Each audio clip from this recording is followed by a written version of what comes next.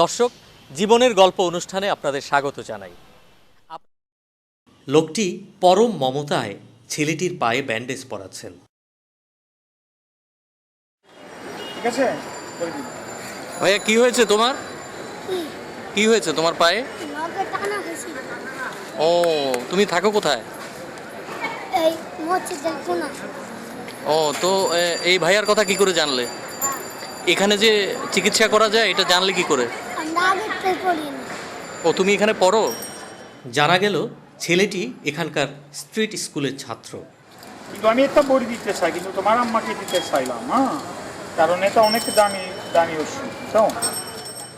দেখলাম তার পাশে রাখা পেট্রায় বেশ কিছু ঔষধও আছে।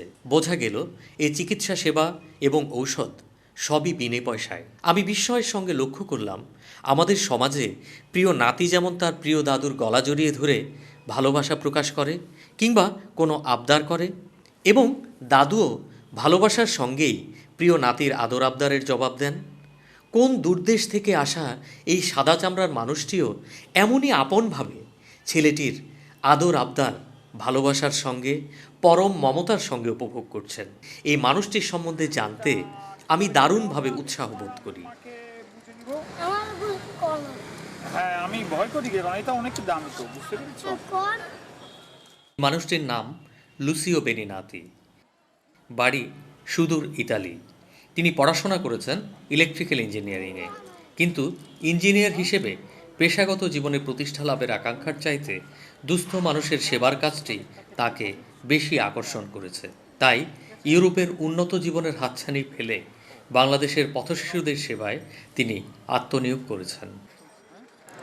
7টা ঘুমাও? মনে করে 8টা পর্যন্ত খেলি আমরা।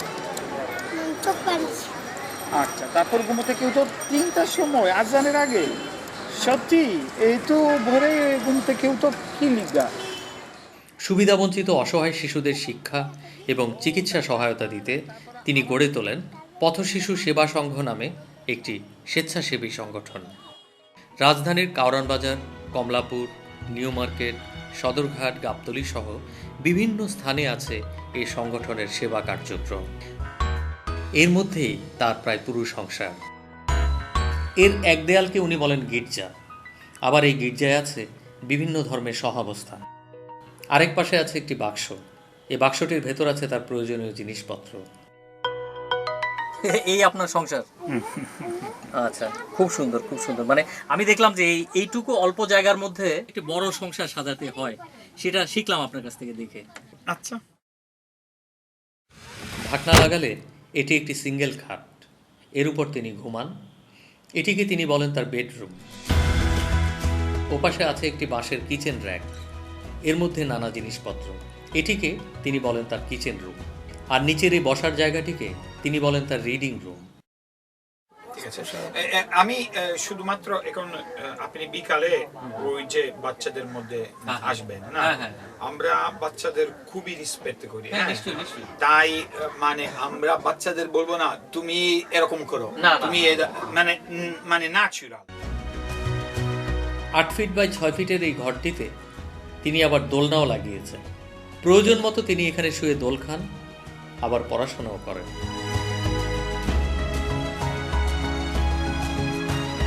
তার কাছে জানতে পারি বস্তিতে প্রচুর ইঁদুর আছে, আর ইঁদুরের আক্রমণ থেকে কলা রক্ষা করতে আছে তার নিজস্ব উদ্ভাবনী ব্যবস্থাপনা। বস্তিতে থাকলেও তিনি যথেষ্ট হাইজেনিক ব্যবস্থাপনায় চলেন।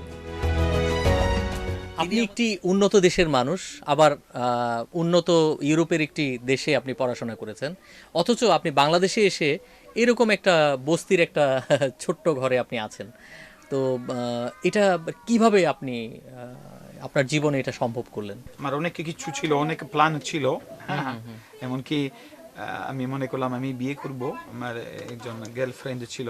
আচ্ছা আচ্ছা। তারপর ঈশ্বর আমাকে অন্যদিকে ডাকলো, সৃষ্টিকর্তা আমাকে অন্যদিকে ডাকলো, তাই মনে করলাম আমি ইলেকট্রিক্যাল সম্বন্ধে খুবই পড়াশোনা করব, যেন এটা আমার যে আরম্ভ দিকে চিন্তা ছিল আমি চাঁদ ওই যে যাবেন, চাঁদ ওই যে আফ্রিকা একটা দেশ আছে চাঁদ, ও আফ্রিকার একটা দেশের কথা বলছেন? ওখানে শুনেছি একজন বিদেশি গরিবদের মধ্যে কাজ করে একটা হসপিটাল শুরু করলো।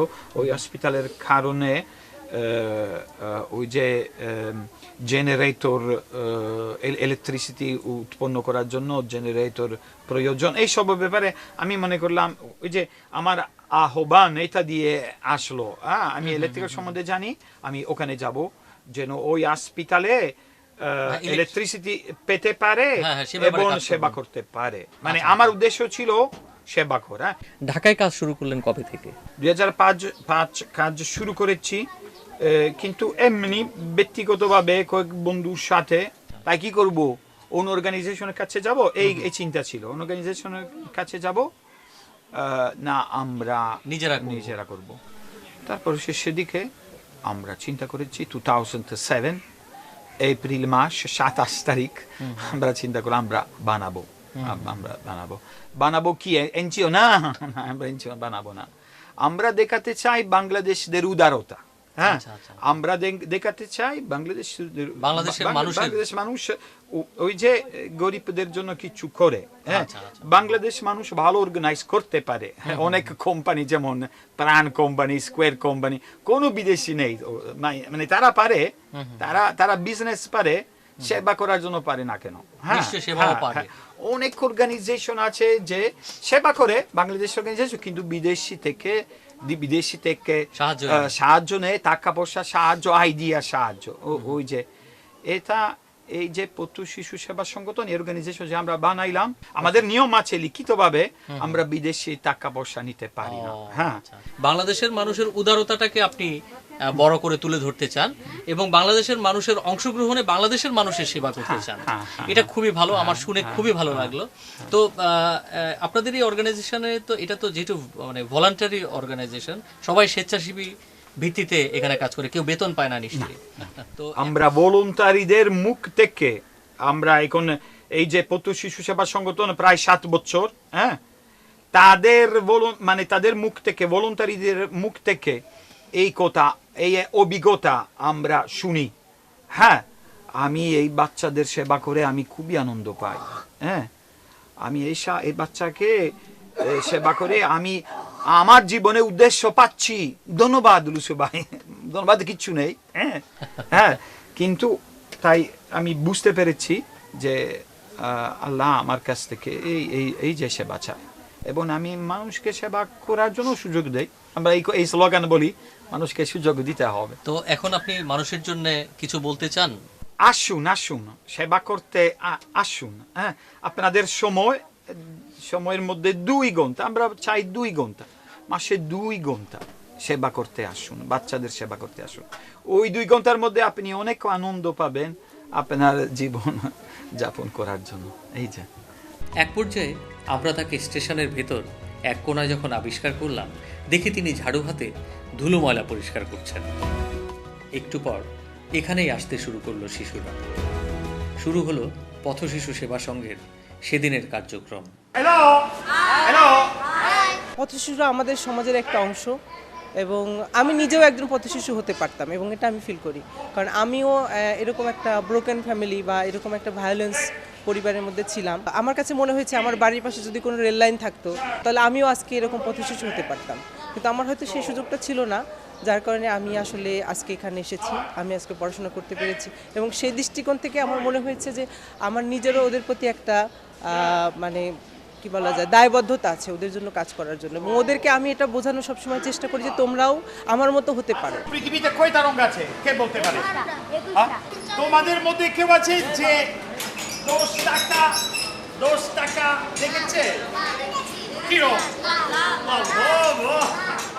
আমরা একটা সিঁড়ির মতো কাজ করি, এটা আমাদের লুসিও ভাই আমাদেরকে বলেন যে আমরা একটা সিঁড়ি হব, যার উপরে ভর করে বাচ্চারা বিভিন্ন শেল্টার হোমে যাবে। বাংলাদেশে এরকম অনেক শেল্টার হোম আছে যেগুলো বাচ্চাদেরকে থাকা, খাওয়া, পড়াশোনা, চিকিৎসা সমস্ত কিছু বিনামূল্যে দিচ্ছে।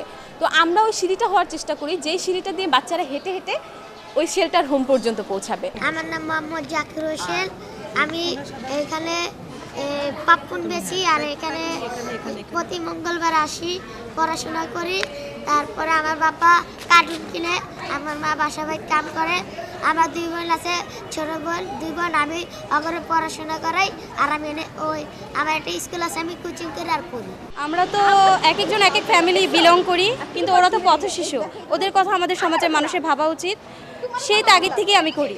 এটা ফিলিংস আসলে অসাধারণ, এটা আমি বলে প্রকাশ করতে পারবো না। এটা আমি একটা নিজের দায়িত্ব মনে করি আসলে।